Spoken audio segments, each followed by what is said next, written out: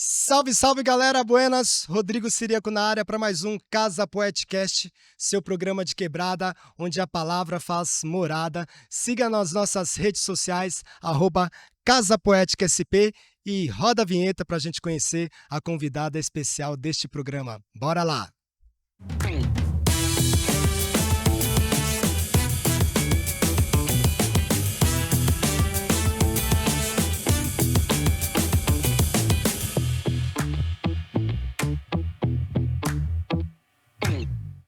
Agora sim, voltamos em definitivo. Esse projeto que foi contemplado pela 8ª edição do Programa de Fomento da Cultura de Periferia da cidade de São Paulo, Secretaria Municipal de Cultura. Estamos levando um estúdio de gravação, um estúdio de podcast para as escolas da cidade de São Paulo. E hoje nós estamos aqui na EMF Cecília Meireles. Salve de palmas para os estudantes aqui da EMF Cecília Meireles!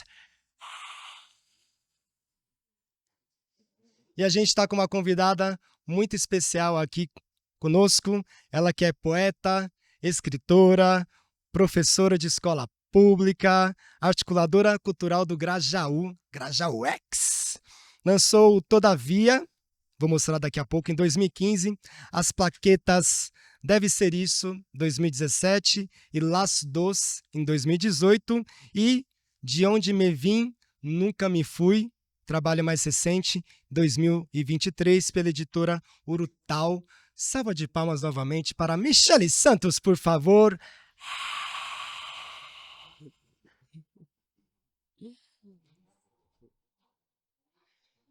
Mi, posso te chamar de Mi, né? Porque a gente se conhece, acho que tem mais de 12 anos. Né? Uns 12, 13, sei lá quantos anos. Suas primeiras palavras aí, fica à vontade. Bom, primeiro, dizer boa tarde para essa audiência que está aqui nos acompanhando, essa gente linda. Espero que vocês gostem do bate-papo. E é isso. Dizer boa tarde e, claro, né? Agradecer o convite. Esse é o meu primeiro podcast gravado assim da vida, então compreendam se de repente eu parecer um pouco nervosa, provavelmente irei fazê-lo. Mas é isso, obrigada também à Sessão do Espaço, professora Mônica, que está aqui. E é linda essa sala de leitura, viu? Depois a gente vai trocar os figurinhos. Exatamente, isso eu queria dizer. Que espaço maravilhoso que a Lindo, escola lindo, tem, lindo. muito bonito. Mi, uma coisa que me chamou a atenção, o título, De Onde Me Vim, Nunca Me Fui. Eu achei um título muito bonito, assim, sabe? Obrigada. É um título bem diferente. Queria que você contasse um pouco de onde veio a inspiração para esse título. Ele vem dessa investigação que está costurada no livro, porque algumas pessoas me disseram, e eu considero também que esse é um livro mais hermético, assim, com relação ao Todavia. Ele é mais sério, eu acho, mas talvez porque seja um recorte do momento, né? Então, cada livro, ele é um pouco um retrato do que a gente está sendo ali naquele período que está sendo gestado, né? Peraí, fala aí, produção. Então, Não, pode falar, produção. Não. Afastar? Para cá? A gente fazendo... Quem sabe faz ao vivo. O programa é gravado, mas a gente faz os acertos ao vivo, viu, gente? Tá melhor aí? Então bora que bora. Volta a dar a resposta? Não, continua, pode ir. Tá. A gente não vai fazer o corte não, segue. Tá bom, então vamos lá. Então, assim, cada livro é como se fosse uma Polaroid, um retrato um instantâneo daquele momento que a gente está sendo. Eu gosto de falar está sendo, porque eu gosto da ideia da gente ser seres mutantes, seres contínuos que não se encerram em um espaço só ali, em um lugar só, e não só um lugar físico, né? Mas um lugar de ser mesmo, de existir, né? Então, eu acho que ele tem essa cara, então é uma investigação um pouco mais densa e um pouco mais dentro também, e buscando um pouco essas origens de antes de mim, né? Eu antes não tinha feito isso, não era algo que estava presente no Todavia. Então ele tem essa cara de profundidade, mergulho, E ficou assim, com essa densidade muito específica dele, mas gosto bastante. Eu acho ele bem poético e muito significativo, assim. Sim. Eu vi que foi um processo, acho, mais longo, teve um tempo mais longo desde o Todavia. Conta um pouco desse processo do livro. Foi um livro que você, comparando com o Todavia, você teve um processo maior de produção? Como é que foi esse processo? Sim. O Todavia, eu acho que ele demorou mais ou menos uns 2 anos para ser parido, né. Gestada, né? É. E foi a época que eu descobri o movimento dos saraus, e aí tem esse sarau chamado Sobrenome Liberdade, que eu ainda coorganizo lá no Grajaú, que é a outra ponta. Aqui a gente está num extremo, né, da Zona Leste, eu tô lá na outra ponta no extremo da Zona Sul, né. Então, uma distância um pouquinho, né, longe, mas a gente carrega muita coisa em comum. Sim. E aí eu começo a ter contato com esses saraus de periferia e começo também a ser tomada pela vontade de escrever e tudo mais.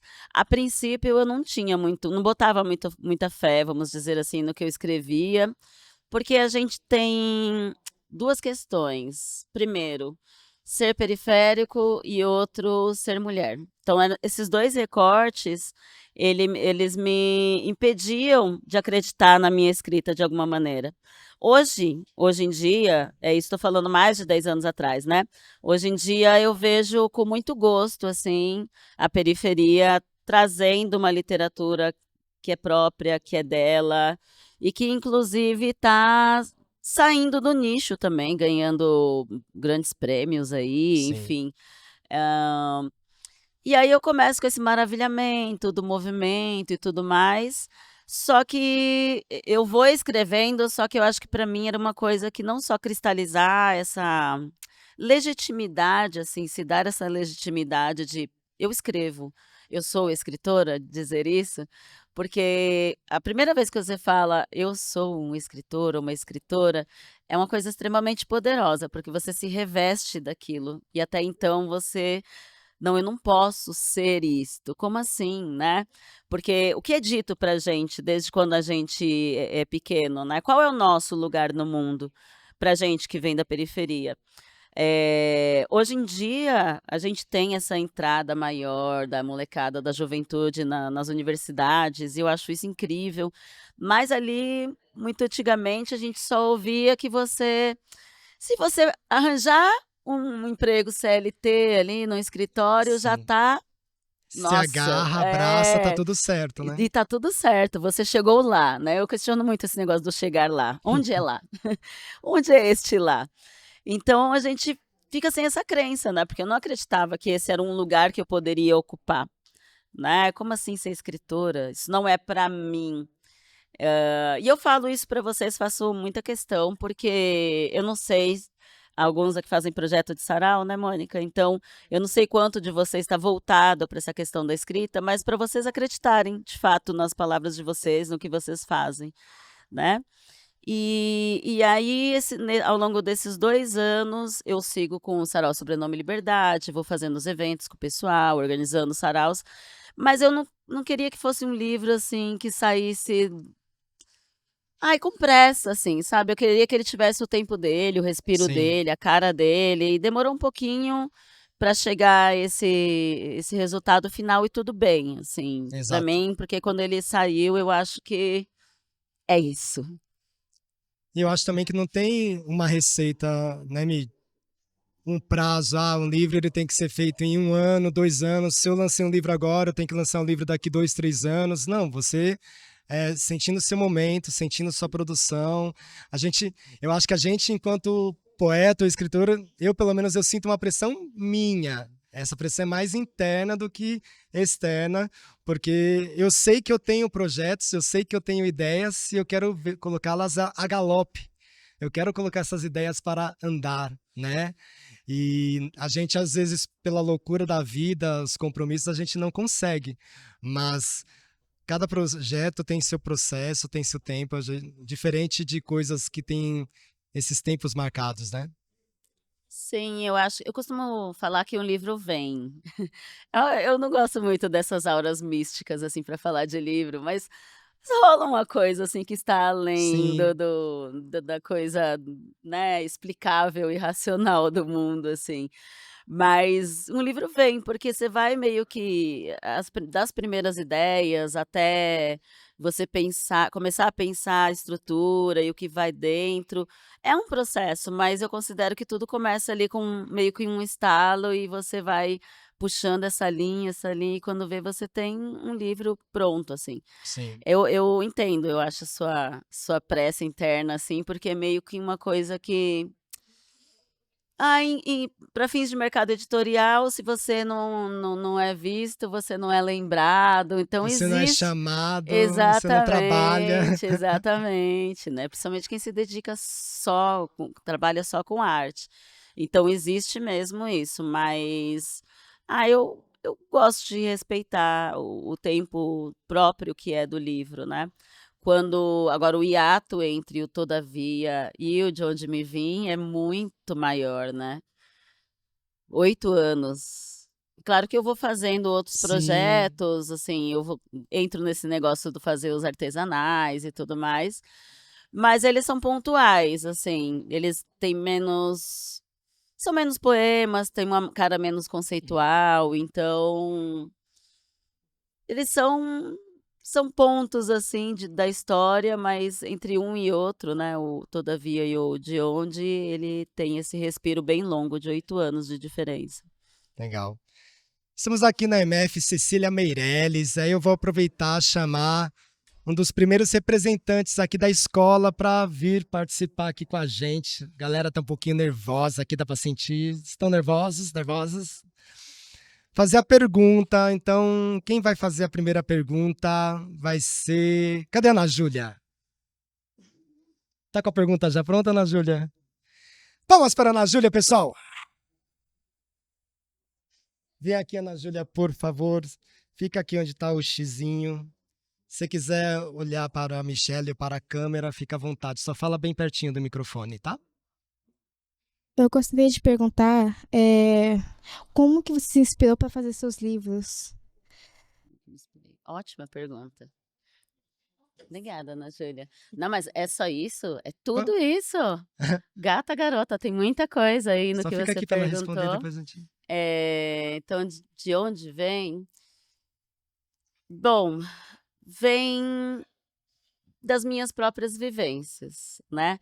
Vem de ser mulher, vem de ser uma mulher periférica, vem de ser uma mulher periférica mestiça, vem de ser uma mulher, então são todos esses recortes que vão me atravessando. Não só isso, mas também, algumas coisas, assim, estão muito presentes na minha poesia, que é questionar o uso e a limitação da própria palavra, assim, eu tenho essa busca muito ligada com a palavra. Para mim é uma das coisas mais maravilhosas que a humanidade já fez. Hã, então é isso, são essas investigações sobre o que já existe, né, sobre o que me atravessa, sobre o que está no meu dia a dia, sobre o que está na minha vivência. Sobre as coisas com o que me relaciono, né, a cidade, pessoas, experiências.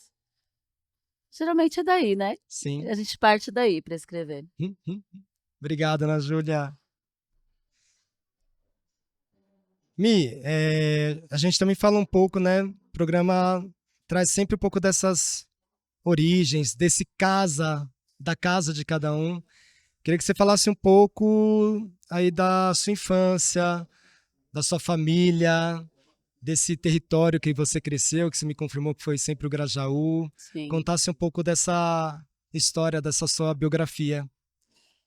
Ah, é bem complexo falar isso, aliás, esse é um processo que está na minha investigação do meu próximo trabalho, porque eu tenho essa criação um pouco mais rígida, né, porque por questões religiosas, e onde essa questão da intelectualidade, do livro, ela não era uma questão, assim, primordial, principal, né, a maior preocupação era Era ser uma boa dona de casa, né? E ter lá ali na frente um bom casamento, enfim, e filhos, constituir uma família tradicional brasileira. Só que eu nunca me senti identificada com esse lugar, com esse espaço. Então, para mim, foi uma coisa um pouco. Era um pouco. Rolavam uns conflitos, assim, né? Mas, por outro lado, eu buscava, né, esse ler, esse espaço de escrever.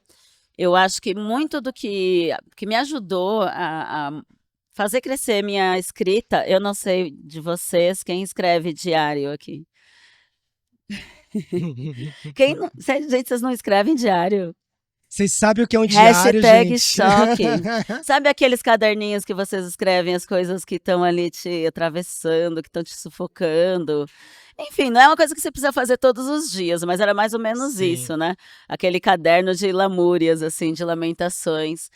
E para mim, escrever parte daí como esse espaço de deixar ali os meus conflitos no papel. Desde quando você começou a escrever esses diários, mano? Nossa, eu era muito novinha.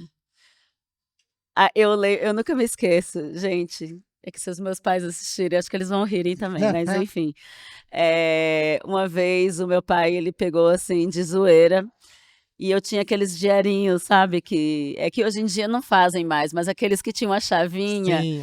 E eu lembro que ele pegou, assim, meio que ameaçou abrir, assim, tipo, na sala, os meus irmãos, que eram super encapetados, eu sou a única menina da família, tal. Nossa, meu coração veio na boca e voltou, assim, porque imagina, mas aí depois acho que ele só queria tirar um barato da minha cara. Nossa, eu fiquei com tanto ódio, mas com tanto ódio, assim, eu lembro que eu chorei a noite inteira, assim, como você pode fazer uma coisa dessa? Intensa, dramática. Exatamente. E aí, em paralelo a isso, eu gostava muito de estudar, nunca gostei de exatas, e tudo bem, mas estudava. Eu sempre fui uma pessoa de humanas.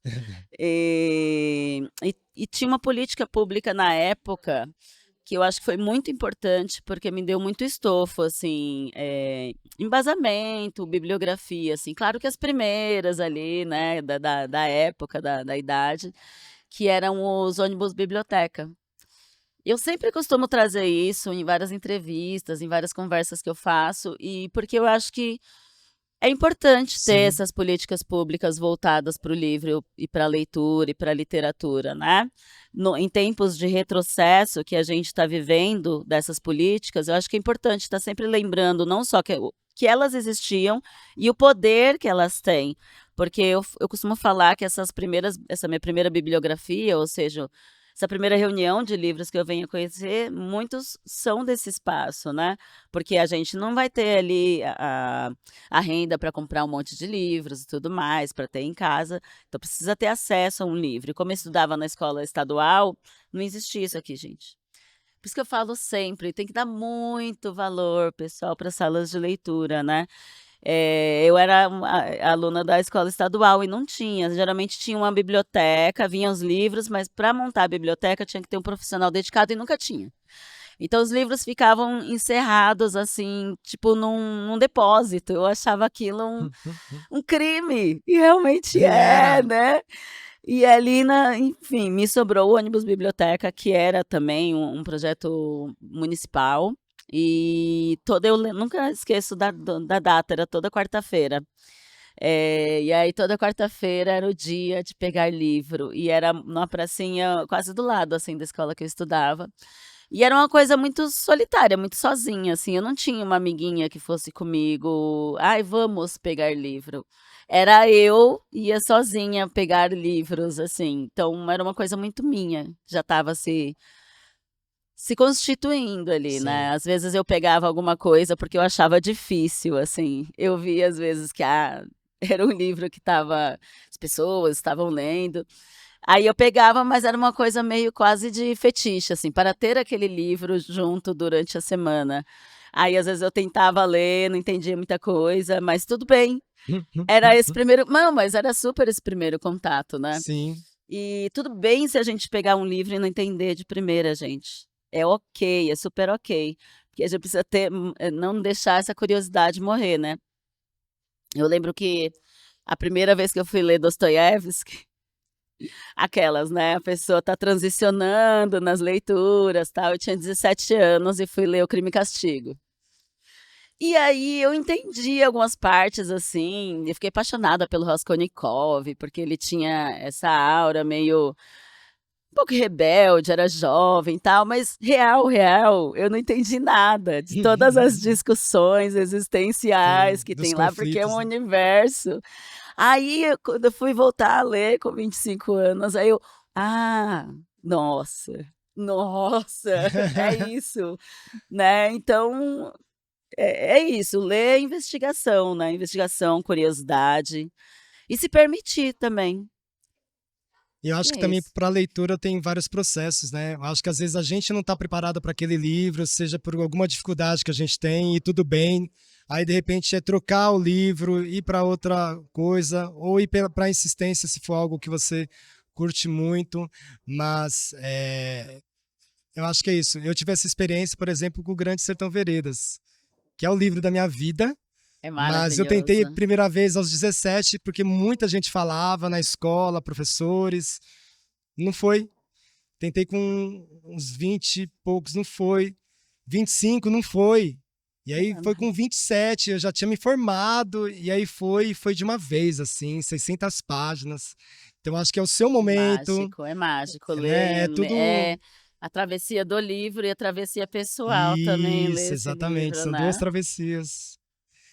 Chama mais uma participação aqui da MF Cecília Meirelles agora para fazer uma leitura ou recitar. Deixa eu ver aqui. Cadê a Júlia? Tá pronta, Júlia? Se não tiver pronta, vem do mesmo jeito. Palmas para a Júlia, pessoal! Fica aqui no xizinho. Fala bem. Quer que eu seguro? Fala bem pertinho do microfone, então. Quiser apresentar o título, autor. Eu vou ler o texto um poema do livro A Bruxa Não Vai para a Fogueira nesse livro, da Amanda Lovelace. As mulheres transmitem umas às outras, instruis sobre como saber se nossas bebidas estão batizadas e sempre se oferecem para ficar de guarda nas portas frágeis dos banheiros públicos, umas para as outras. Sobrevivência número 2. Uou. Tá certo, obrigado. Pode sentar. Tá vendo como foi tranquilo? Não foi? Não? Aproveitando, Mi, queria que você contasse um pouco também sobre esse período da escola. Sempre que a gente está nas escolas, a gente pede para o convidado trazer um pouco, porque é isso, né? A gente está num período que é, principalmente adolescência, que é de transição. Não sou mais o que eu era, não sou ainda, de repente, o que eu vou ser. Eu sou também agora O quem eu quem eu sou. sou, né? E Acho aí que eu queria saber um pouco como foi esse período escolar para você. Foi uma coisa mais tranquila? Referências que você teve? nossa, para mim a adolescência foi um atravessamento, nossa. Eu era essa, acho que é Fundamental 2, assim, eu até os primeiros anos eu era aquela aluna muito focada, muito voltada para o estudo e tudo mais. Ah, nerd, né, gente? Preciso assumir que eu era um pouco nerd. Era um pouco nerd. Ah, Engraçada e também era. é? É. Que coincidência, era metido, os dois, metido nas Não, leituras. metido nas leituras porque era totalmente Meio introspectivo, nerd. fechado, tímido. Tá vendo? Quem fala, você foi. Era tímido, gente. Eu também 14 rolava anos, uma né? timidez. Às vezes eu lembro, falo, 14 anos, 15 anos, eu saía pros bailinhos com meus colegas.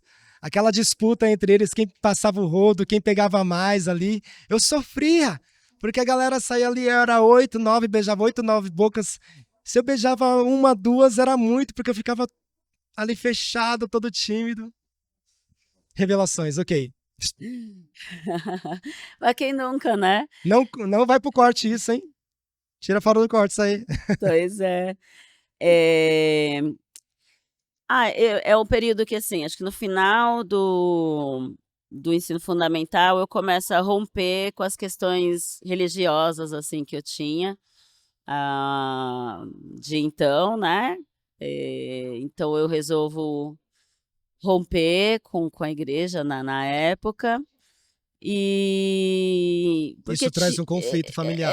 isso, também traz o conflito familiar e também é um conflito interno, né? Porque ali, a partir daquele momento, eu acho que eu começo a buscar, tá, o que eu sou, quem eu sou. Então, começo a querer conquistar essa identidade. E aí, no ensino médio, eu sinto isso se formando mais. Começo a sair para os bailinhos, querer enganar a mãe, que ficar de madrugada até de madrugada na rua. Não façam isso, gente. Não façam isso, hein? Faça o que eu digo, não faça o que eu fiz. Cara, teve uma vez que minha mãe foi me buscar na balada, velho, que vergonha. Real, assim, eu tipo, meio que eu ia até então só ia nas matinês, né? Tinha um horarinho de voltar bonitinho ali, virava abóbora, depois da meia-noite, jamais. Aí meio que eu queria, né, dar um H ali, sair no sábado, e no sábado, né, dava uma virada pro outro dia e tal. E aí anunciaram meu nome no meio do No meio da rolê balada? ali. Foi. Que vergonha, meu Deus do céu. Mas enfim. Eu passei uma vergonha parecida. Mas coisas que acontecem, cara. A gente fui pra uma matinê que estendeu até umas 9 horas da noite, acabou a energia, tudo apagado no bairro. De repente, quem eu vejo pegando meu braço no meio do rolê? A minha mãe. Falei, mãe, eu tava preocupada, eu vim atrás de você. Aí eu peguei, saí, fui na frente. Ainda bem que tava escuro, ninguém viu. Mas aí eu deixei ela chorando, né? Deixei ela chorando no meio do rolê lá. Você me abandonou no meio lá. Mãe, te amo, desculpa por isso. Eu sei que. É meio mais ou menos Mas enfim, isso. na época, né? E aí as experiências são diversas, né? Eu lembro que eu me envolvi muito com música. Aí eu tive essa fase meio rock and roll, assim. Então eu começo indo para as baladinhas, assim, geral, né? Da geral, que a galera gostava de ir. Aí eu começo a ir mais para esse lado, assim, da galera que fazia rodinha de violão e tudo mais. Aí eu me identifico mais. Aí eu começo a ouvir rock. Aí depois eu vou para esse lado da música. E, bom, uma coisa assim, apesar de todas as mutações, as mudanças, porque é isso, a gente muda de roupa, de cabelo, de cara, de jeito, mas a gente vai buscando, tem alguma coisa que a gente está construindo lá que é a nossa essência, né? E uma coisa que sempre me acompanhou foram os livros. Os livros sempre me acompanharam. E eu tenho muito isso de que os livros me salvaram, assim, esse elemento dos livros como algo salvador. Eu tive algumas questões também na minha adolescência relacionadas a transtornos alimentares, então aí eu reencontro com os livros e eles me dão esse equilíbrio. E aí é a primeira vez que eu tenho, assim, começo a correlacionar que os livros me salvam de momentos, assim, muito específicos que eu tô ali me sentindo num limite. E mais pra frente também, quando eu resolvo entrar na faculdade de letras, que até então eu estava num relacionamento meio abusivo, assim, meio tóxico, e aí eu, eu viro para os livros, assim, eles me salvam mais uma vez, porque aí é meio que aquele estalo que é, meu, sai daí. Sai correndo e vem pro nosso lado, que não tá rolando aí. Então eu tenho muito essa coisa dos livros como essa salvação pessoal, assim. E aí mais pra frente também, antes de entrar na cena dos saraus, assim, eu tenho mais uma vez esse grande reencontro com os livros, né? Porque aí já é uma época que eu tô ali entre saindo da faculdade e começando a dar aula e tudo mais. E eu tô meio assim, e aí, o que que vai ser da minha vida, existência, tal? É só até aqui que os livros vão me acompanhar, porque sempre houve essa vontade de escrever como algo que eu não fizesse só para mim. Existia esse sonho. E eu me via muito mais, cada vez mais longe desse sonho. Então, a cena dos saraus viabiliza e retoma na minha vida esse sonho para mim, assim, de que é possível Sim. escrever, de que, ok, eu vou me tornar escritora. Eu tinha uma época que, cara, meus poemas, eles eram, tipo, muito bilaquianos, assim. Eu morro de vergonha, assim, era meio uma coisa muito rococó, assim, muito.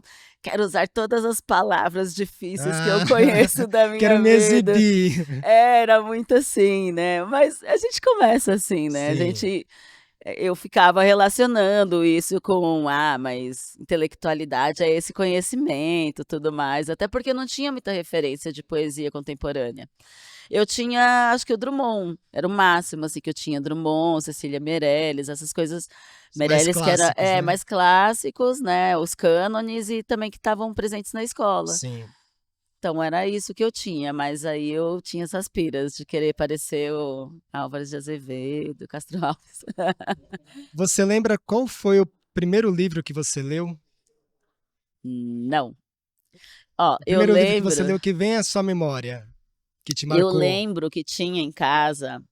Ó, em casa tinha uma estante.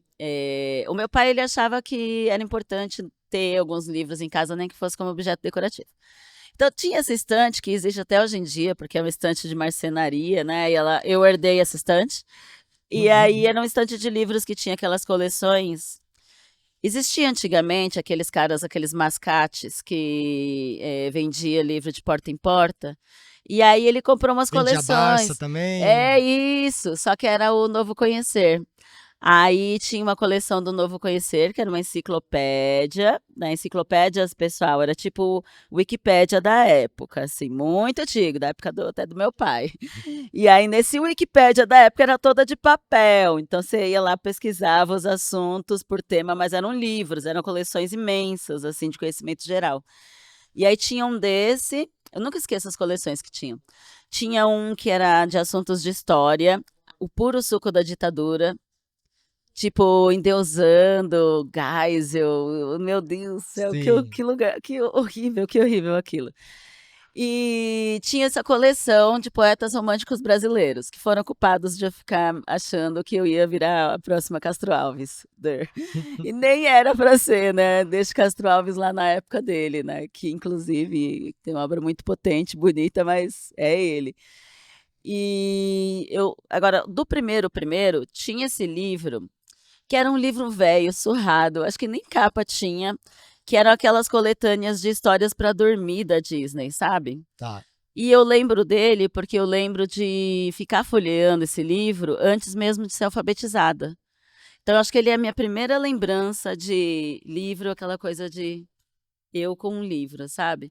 De você querer exibir um comportamento leitor, tipo, antes de dormir, aí ficava girando as pagininhas, assim, aquela ideia, pensando na ideia, né, de um leitor idealizado que dorme na cama antes de Sim. dormir, assim, né?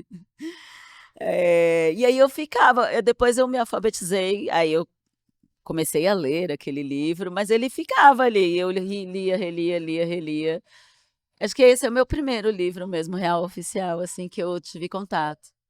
E qual livro que você lembra que foi um dos primeiros que virou uma chavinha pra você, que te marcou, Mi? A Hora da Estrela. A Hora da Estrela? É. Que é quando eu saio da literatura juvenil e entro na literatura adulta mesmo. E para mim, A Hora da Estrela ele tem um significado imenso, porque a minha mãe é essa pessoa que vem do Nordeste, ali na época do êxodo, né? Ela chegou em São Paulo em 1976 e em busca de uma vida melhor, como muitas outras pessoas nordestinos.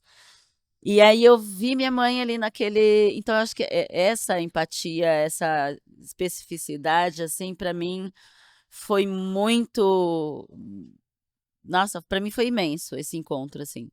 E é um livro que ele é curto, é simples. Apesar de ser muito denso, tem uma história complexa por trás, mas você consegue, mesmo se você não tem ainda essa capacidade de ler todas as chaves que ele traz, mas você vai pela narrativa, e mesmo só pela narrativa encanta, né? Sim. Mesmo por essa ideia que, assim, tipo, a Clarice inventa um narrador para poder falar desta mulher, como se ela não pudesse chegar a lá. ela de uma forma direta, né? Inventa o Rodrigo SM para poder narrar a Macabeia. E a Macabeia foi, acho que, a primeira personagem que eu tive vontade de abraçar. Cara, aquele livro me fez chorar, assim, eu já fico emocionada quando eu falo da Hora da Estrela. Eu queria abraçar aquela mulher, eu queria falar, não, filha, não vai por aí, deixa eu te dar um abraço. Porque realmente, então, para mim ali abriu a ideia de, não, óbvio que não, que a literatura juvenil não tem a sua grandeza, né? Ela é muito voltada para aquele tempo, espaço onde a gente habita. Mas ali eu senti que, assim, foi um vral. A literatura, assim, nossa, é isso? Então aí para mim foi esse livro inesquecívelzinho, assim, que me leva para esse outro lugar. Entendi. Vou pedir para você restar ou ler um poema seu agora. Eu vou. Eu não sei se eu leio um do novo, do antigo. Fica à vontade. Ah, não vim muito com nada preparado, mas vamos lá. Eu vou ler um do novo. Esse que... Deixa eu mostrar enquanto isso, então, ó. Esses são os livros. Consegue aí, Bill? Eu coloco aqui mesmo? Todavia. É de 2015? Final de 2015. 2015. E De Onde Me Vim, Nunca Me Fui, de 2000. 2023. Isso aí. Bom, esse poema se chama Descabimento. Eu não falei, né? Eu fiquei falando que meus poemas são atravessados por periferia, questão da mulher. Sim, também, né? Mas eu tenho os poemas, assim, de amores mal resolvidos, Ah. muito dor de cotovelo, assim. É meio minha porção Marília Mendonça. Lírica, mas vamos lá, né? Existe, um tema que talvez eu explore menos, mas até o presente momento do que eu escrevi, ele está Atravessa, não tem presente. jeito, né? Ele está presente. Se chama Descabimento. Meu amor tem o peso de uma pena pousada sobre os destroços do Terceiro Reich. Meu amor é trópico, o tópico típico, empunhador de bandeiras, punhos e coisas vermelhas, sangues, rosas, iras, esquerdas. Meu amor é pátria pária, país desfronteiriço, uma ilha no Pacífico, deslugar dos mal propícios. Meu amor tem cara de cavalo bravo e relincha. Summertime, num parque. Meu amor tem febre de louco na fila do psicotrópico. Meu amor é a paz do Iraque. Meu amor tem 5.000 amigos na timeline e compartilha os domingos com a melancolia. Meu amor abraça o mundo como um filho que se tem ido. Meu amor tem mais ruído que o silêncio de uma solidão no Polo Ártico. Meu amor estreita o espaço entre o tédio e a lâmina. Meu amor tece foguetes para os sonhonautas da linha Esmeralda. Meu amor é dado a mesmos, esmos, esmolas. Meu amor desenha cantilenas para a mortalha dos pássaros. Meu amor opiáceo mói os ossos dos sóis de março. Meu amor cabe todo em tudo que destamanha. Meu amor não serviu em você.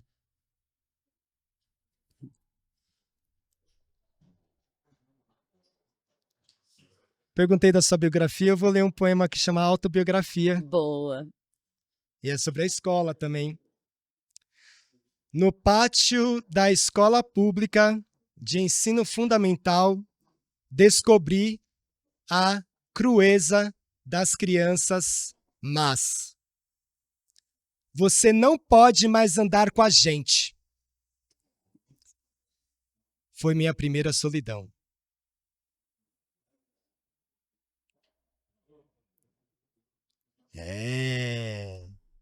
Real. A gente, criança, que fomos também cruéis, né? Sim, Criança. eu tenho muito isso, assim, dessa questão a ideia da criança como um ser totalmente puro, principalmente a gente quando passa a trabalhar com crianças, assim, e tem essa experiência Sim. também, aliás, para a sua interpretação. Vou até modificar o jeito que eu costumo ler esse poema e dar os direitos autorais. Dramaturgia, Rodrigo Ciríaco. Adorei. Obrigada, inclusive. E é isso, né? E o que a gente vê também, né? A infância e a adolescência não são eras douradas, até porque para muitas crianças e adolescentes elas são atravessadas de coisas muito tristes, né? Sim. Eu considero que eu tive uma infância e adolescência, apesar dos conflitos, assim, mas não tive tudo que eu queria. Por exemplo, uma das coisas que eu tinha um sonho de ter um quarto, né? Eu nunca tive. Hã, mas nunca faltou nada, sabe? Nunca faltou nada em casa, assim. Então, é aquela coisa, enquanto a gente conhece e sabe tantos, e tantas que ali crescem com a gente que tem outras realidades, né? Sim. Então, era muito isso. Não é bolinho, né? Nem para as É, crianças, nem para vocês, né, gente? não é pra ninguém, né? Não é. É porque às vezes são consideradas dores menores, né? Eu Sim. fico muito pegada nisso, assim. Ah, mas é criança. Como se criança, adolescente não sentisse direito ainda, né? É, Tipo, às vezes é pior, porque por não ter a maturidade, não sabe como lidar com aquilo, né? Com aqueles é. processos, com aqueles rachas internos. E eu acho que nós adultos às vezes somos muito cruéis com eles também, né? Gente, vou trazer mais uma participação aqui da MF Cecília Meirelles. Wesley, chega pra cá. Palmas para Wesley, por favor. Bom, boa tarde, primeiramente. tarde. Boa tarde. Eu queria saber como foi que você participou, sabe? A história de livros, traduções na sua vida. A última palavra eu não entendi. Traduções na sua vida, é tipo isso. Como que você começou a se encaixar nos livros? Ah, perfeito, perfeito. Entendi. Então, Wesley, a minha vida com os livros, ela começa assim, pensar em se encaixar, então eu retomo ali o que eu falei, né, do passar a se achar, a dizer para si próprio que eu sou escritora, então buscar essa legitimação, né, que a gente costuma falar, essa chancela, que as outras pessoas nos vejam também como escritor, escritora. Mas eu acho que foi essencial a questão de eu estar no movimento da literatura periférica, que é onde eu conheço outros autores, é onde eu conheço Rodrigo Ciríaco, porque quando eu cheguei aqui, né, aliás, cheguei lá, Rodrigo já estava já há um tempo, já era autor publicado, inclusive. Então, de perceber que era possível, né? E aí, e também eu acho que uma coisa muito importante é quando eu começo a dar meus textos ao mundo e começo a perceber o quanto eles tocam as pessoas. Então, quando eu começo a minha carreira, eu estou muito ligada com esse universo da oralidade, saraus, slams, né, batalha de poesia. Hoje em dia eu me considero mais uma pessoa do livro de papel, assim, mas eu tenho e eu fico procurando vozes, assim, ideais para os poemas, que eu acho que às vezes eles têm uma cara muito de poema de papel. Eu não sei se você tem essa visão também, mas parece que tem isso, Aquela né? leitura íntima. Isso. São mais fluidos, né? Os poemas que são pensados para serem ditos ali em público e oralizados. E eu respeito muito demais, assim, né? A oralidade dos poemas. E aí eu começo a fazer essas performances de poesia nos saraus e começo a ver que as pessoas têm uma reação muito. E aí eu começo a sentir que é de verdade. E é engraçado, né, a gente precisar, assim, a se alimentar de tanto medo, sem dar respeito da nossa origem, da nossa história como leitor, sem respeitar aquele diarinho antigo que, né, vai dando uma prática de escrita pra gente, parece que não, mas os meus últimos diários, eles já eram quase ensaios, assim, às vezes eu fazia, às vezes eu colocava uma escrita, assim, que já era outra coisa. Já na adolescência, né, ultimamente eu voltei a fazer diários depois da pandemia, porque, né, Sim. a gente ficou todo mundo meio assim, enfim, em outro lugar. E aí é isso, perceber assim a potência do que eu escrevia. E às vezes as pessoas me procuravam para falar de determinados textos. Nossa, aquele texto que você recitou é isso e aquilo. E vinha assim, né, que você fosse ou por acolhida, ou por falar que gostou muito, ou por falar que se reconheceu em alguma parte, algum trecho. E aí eu fui começando a perceber que, cara, é isso. Tem como eu falar que não estou inserida no universo dos livros? Isso até antes mesmo de eu lançar o meu primeiro livro. E aí é quando eu passo a ter a certeza que sim, minha filha, vai, vai, querida. Mas o que mais você precisa, minha filha? Que alguém te dê o quê? Tapete vermelho para você passar? Enfim, mas é assim que eu começo a me entender como escritora, entender que eu faço parte desse universo maravilhoso dos livros. Legal. Obrigado, Wesley. Obrigada, Wesley. Mi, conta um pouco de como foi esse encontro com o movimento dos saraus e o que ele provocou, o que ele trouxe de mudança em você. Então, eu frequentava saraus na época da faculdade. Na época tinha a Cooperifa já, o Sarau do Binho. E aí, mas é uma coisa porque assim, a gente está na faculdade, eu fazia letras, então tá uma coisa muito interrelacionada, né? E já tinha essa coisa da literatura periférica surgindo, tal, então a gente sendo da periferia se interessava em ver esses outros recortes literários. Mas quando eu volto, né, dentro desse outro lugar, fazendo parte, sendo coorganizadora, é quando o sobrenome Liberdade, ele começa ali no bairro, né, ali na região do Grajaú. E na época eu dava aula numa escola que eu voltava a pé e aí ele era meio que no caminho, assim, né? Trabalhava à noite numa escola estadual. E numa dessas noites estava rolando sarau. E aí nossa, que legal, um sarau perto de casa. Aí comecei a entrar, né? Isso Entrei foi em que ali. ano, mais ou menos? Isso foi 2012, final de 2012. E, e aí eu começo a participar.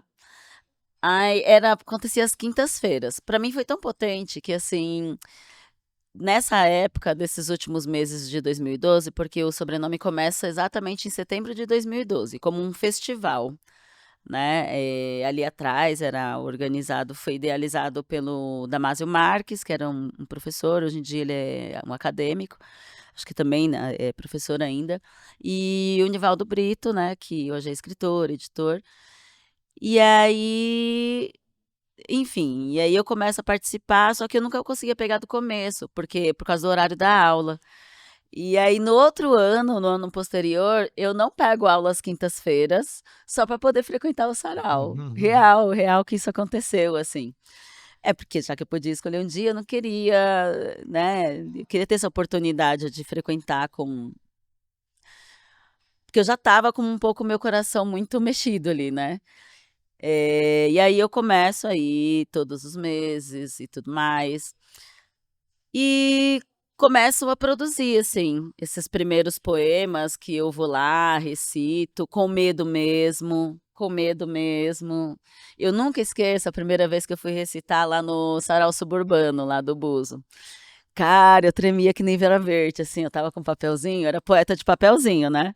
Que eu não tinha livro ainda, era uma coisa assim. Acho que até Eu acho saiu o tão legal e barulho todo da. mundo fica vendo, né? A folha fazendo assim. E aí pior ainda, porque você fica, "Nossa, tá todo mundo vendo, aquilo não ajuda em nada, em nada." E é assim que a gente começa. E aí ali eu fui me lapidando, aprendendo também com o pessoal que já vinha de antes, né? E eu acho que é muito importante isso, assim, qualquer movimento que você entra, artístico, cultural, você entender e respeitar quem veio antes, né? E que ninguém está inventando a roda Sim. ali, enfim. Ah, no caso, assim, né? Quem entra, procurar saber quem veio antes, para não achar que está inventando a roda, porque muitas vezes aquilo já foi acontece. feito, já acontece, né? Mas a pessoa às vezes não conhece porque não foi buscar essa história de antes. E aí eu vou aprendendo muito com as pessoas dos saraus, assim. É uma grande escola para mim, principalmente da questão da oralidade. Porque sendo tímida para isso e pensando em performance, mas também tem essa coisa que eu começo a aprender a. Eu acho muito mágico isso quando você vai para esse espaço da oralidade, que é quando você internaliza a palavra. Você transforma o poema ao seu corpo, assim. Não tem muito como explicar, mas é muito mágico isso. Eu vivo falando assim, nossa, preciso voltar a treinar, né, para recitar, tal. Preciso, aliás, me cobre um dia desses, porque eu tô muito dessa pessoa, assim, que tem às vezes um, dois poemas decorados e o restante. Mas enfim, nessa época eu tô nessa pegada mesmo, né? É uma coisa. É muito mágico. Sim. E ali, quando o pessoal me chama para compor o coletivo, aí é um caminho sem volta. É um caminho muito bonito e sem volta mesmo, e que bom. Que bom que não teve volta real, assim. Eu lembro que foi numa época que a gente fez uma viagem que era meio que um diálogo ali, um intercâmbio com o pessoal de Minas Gerais. Ah, e ali nossa, ali foi onde eu peguei paixão mesmo, assim, de falar, é isso, é aqui onde eu quero viver, é aqui que eu quero estar. Não sei se é o mesmo para você, mas quando eu cheguei no Saraus foi como se eu tivesse encontrado a minha turma, finalmente. Eu achei os Exatamente. meus. Nossa, eu procurei vocês a vida inteira, onde vocês estavam? Isso, Principalmente porque eu isso. vejo que na parte da literatura, muitas vezes essa coisa mais individual, solitária, né? Ou você não tem. E assim, com quem eu me identificava também, né? Eu tava na faculdade, tinha um saraus, alguma coisa, mas não batia. A primeira vez que eu cheguei na Cooperifa, eu falei, é isso! Uau! Poesia marginal periférica, oralidade, performance, aquele brilho no olho. É, Faz toda a diferença, né? é, Porque faculdade é um espaço acadêmico, né? E tá todo mundo muito voltado aos fazeres tradicionais sim. literários, né? Mas essa coisa da maloqueiragem literária, assim, fantástica. Vou chamar a nossa última participante aqui, representando a MF Cecília Meirelles, no qual nos acolheu aqui hoje. Emanuela, é isso? Vamos para a Emanuela, por favor! Pode pegar aqui. Fala bem pertinho do microfone, por favor. Um dia, eu vou fazer um poema tão de mulherzinha, mas tão de mulherzinha, que dele verterá. Como a nós nos coube a dor, o sangue, o leite e a língua de Lilith. Esse é o poema que abre, né? Um poemeto. Gosto dos poemas curtos também, que abre o De Onde Me Vim, Nunca Me Fui, né? Preciso fazer mais. Engana-se quem acha que poemas curtos são mais simples de fazer. Sim, Eles são até mais difíceis, porque você tem que ter um poder de concisão muito grande ali, né? exato. E juntar muita coisa, uma ideia muito grande dentro de poucas palavras. Obrigada pela Quer recitar um poema contribuição. curto? Você tem algum de memória? Eita, é... Nossa, Pode você ser seu, pode ser desafiando de outro autor a minha também. memória, mas vamos lá. Nossa, eu precisaria. É porque eu tenho até bastante, mas. Eu sei. Então, eu acho que por ter bastante, Eu vou deixar para você, então, eu me acabo dizer não daqui a pouco. lembrando. Tá bom, Vai pensando. vou pensando. Mia, a gente está chegando mais ou menos pro final. Temos o horário aí pra gente. Agora eu vou fazer meio que um bate-bola, assim. Não precisa ser resposta em uma palavra, mas respostas mais concisas mesmo, assim. Algumas para saber de você. Por exemplo, me diz sua maior conquista. Ai, ter me legitimado, me tornado escritora. Seu maior medo. Nossa, que profundo. Próxima. Próxima. Maior perda. Só Maior... dá para passar uma, tá? Meu Deus, maior perda. E pior que ele não combinou antes, hein, gente? Maior perda. O tempo. Eu acho que eu comecei muito tarde as coisas. Eu me arrependo fortemente, assim. Mas as coisas acontecem no seu próprio tempo, mas o tempo perdido. Maior sonho. Maior sonho. Ai. Ah, não sei, levar a minha literatura para outros lugares e para patamares sempre. Alcançar mais pessoas, atingir mais pessoas. Eu acho que é isso. Se você pudesse dizer alguma coisa para a menina Michele, lá de 10, 12 anos, o que você diria para essa menina Michele? Eu não diria. Eu daria um abraço nela. E diria. Eu diria. Mas primeiro teria que ser com um abraço. Mas eu diria: vai passar. Vai passar. Eu vi uma frase numa escola que estava assim: somos o que aparece, somos também o que fica escondido. O que as pessoas não sabem sobre a Michele? Não sabe sobre a Michele? Ah, que eu gosto de fazer faxina ouvindo pagodão. Às vezes as pessoas me consideram super séria, assim, real, assim, as pessoas fazem uma imagem meio séria minha, assim, e nem sempre.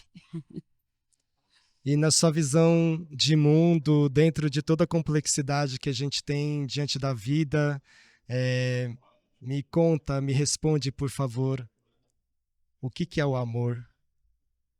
Que é o amor. O amor é aquilo que está faltando no mundo ultimamente. Para mim, eu não consigo conceber. Já não é mais um bate-bola, né? Eu não sei fazer essas coisas, gente. Mas. Lógico que sabe, só solta, relaxa, deixa, tira o auto-julgamento, tira tudo. O que é o amor? O amor é algo que a humanidade ainda precisa aprender. A gente ainda precisa chegar lá, mas a gente está, num sentido geral, a gente está fazendo um afastamento do que é o amor. Me diz aí, o que é o amor? Pois é, quando chegarmos lá, talvez eu possa respondê-lo. Gente, a gente está chegando no final do podcast. Eu queria agradecer. Obrigado mesmo. Eu gostei muito. Eu que Espero que você agradeço. tenha curtido também. Eu queria te deixar agora um espaço aberto para você também fazer suas considerações finais, falar o que você de repente ainda não falou. Eu vou agradecer mais uma vez de volta o convite, o espaço, a professora, vocês, essa audiência atenta e bonita, vocês também, os pequenos jornalistas aqui da MF Cecília Meirelles, vocês que estudam nessa escola que tem o nome de poeta, né? Olha que privilégio. E que estudam num lugar que tem um espaço como esse, incrível. Olhem com mais carinho, né, para estes espaços e essas possibilidades e acreditem sempre em vocês. Eu acho que também essas coisinhas de arrobas e tudo mais vai pro, né, Vai aparecer lá, mas se quiser falar, não tem problema também não. @michele.santos.todaviapoesia, tudo junto. É um Instagram que eu confesso, ele precisa ser melhor alimentado. Eu vivo me jurando, cara, Vou fazer. porque depois que eu abri, a ideia era, não, vou tornar público porque vai ser também um Instagram de trabalho. Sim, eu ponho ali os trabalhos que eu vou fazer e tudo mais. Porém, eu confesso que eu deveria aparecer mais, colocar considerações. Eu estive pensando esses dias de fazer uma newsletter, assim, só para fins de realmente praticar a escrita também, Sim. né? E pensar nessa coisa um pouco mais ensaística, esse olhar mais ensaístico sobre o mundo. Como, por exemplo, quando certas pessoas me chamarem para fazer um bate-bola, eu saber fazer isso, por exemplo, com a maior maestria. Foi ótimo. Não se cobra, não se Pois puna. é. E mais um dentre milhões, né? Mas, por exemplo, eu sinto um pouco que eu deveria estar me mostrando mais, assim, sabe? Eu juro que eu vou chegar nesse ponto, mas tá lá, assim, eventualmente eu tô deixando os eventos que eu faço, um ou outro trabalho. E é isso, acho que eu vou encerrar com um poema pequenininho, mas eu vou precisar o apoio do meu antiguinho. Vai lá. Sim, eu acho que é muito importante, gente. Muito embora nós aqui, né,